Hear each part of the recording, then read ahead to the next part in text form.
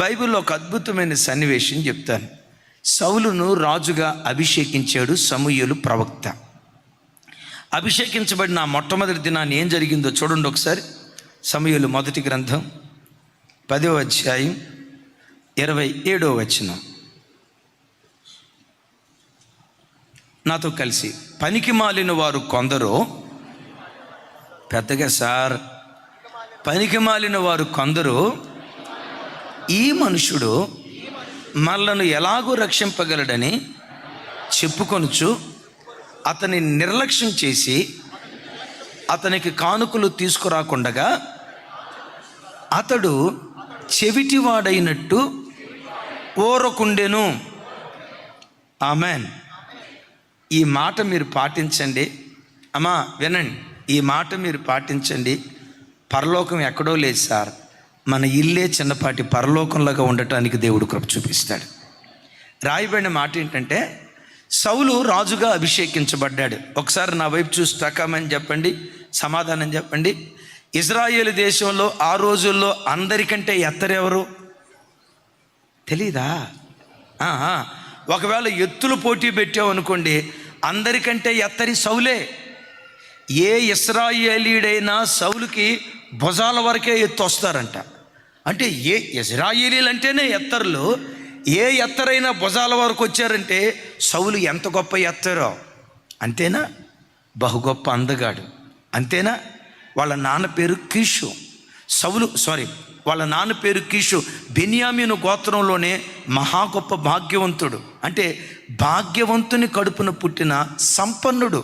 తండ్రి రాజైతే కొడుకు యువరాజు, అందగాడు, ఎత్తరి. సమూయేలు ప్రవక్త చేత అభిషేకించబడి ఇశ్రాయేలును పరిపాలన చేయబోయే రాజు ఎతడే అని దేశానికి ప్రకటన చేశారు. కొంతమంది పనికిమాలినోళ్ళు చూసి ఈ మాట విని ఏమన్నారు తెలుసా? వెకిలిగా, ఈయనంట రాజు, ఈ గాడిదలు కాచుకునేవాడు మనకు రాజు అంట, ఈవిడు మన పరిపాలన. అసలు ఈ ముఖం రాజు ముఖంలాగే ఉందా చూడు.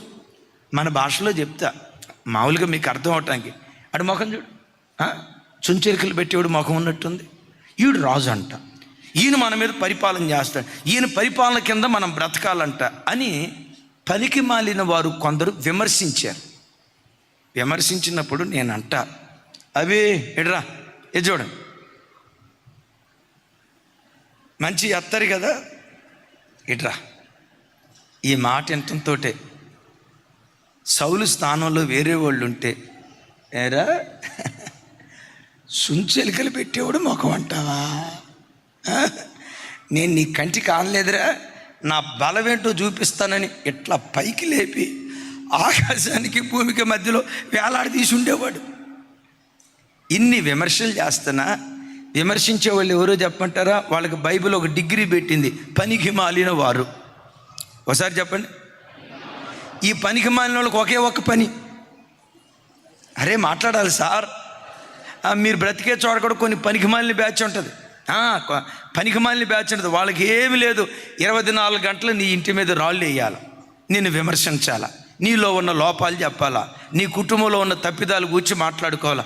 వాళ్ళు మాట్లాడుకుంటున్నారన్న సంగతి నీకు తెలిసింది, నీ చెవులకి వినబడిన తర్వాత వాళ్ళ దగ్గరికి వెళ్ళి ఆదనకి వెళ్దామా? చెవిటి వాళ్ళు అనేటు మౌనంగా ఉందామా? కానీ ఇబ్బంది ఏంటంటే అదే చెయ్యం.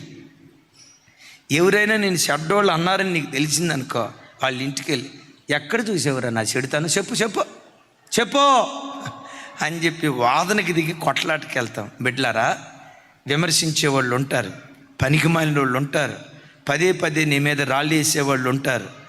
మౌనంగా సౌలు సాగిపోయినట్లుగా బైబిల్ ఏమని రాసింది? చెవిటివాడైనట్టు ఊరుకున్నాడు. అద్భుతం, చెవిటివాడైనట్టు ఊరుకున్నాడు కదా. తర్వాత అధ్యాయంలో ఆయన ఎంత పరాక్రమవంతుడో ఇశ్రాయేలు ప్రజల మధ్యలో ఆయన పరాక్రమాన్ని సౌలు ద్వారా దేవుడు వెల్లడి చేశాడు.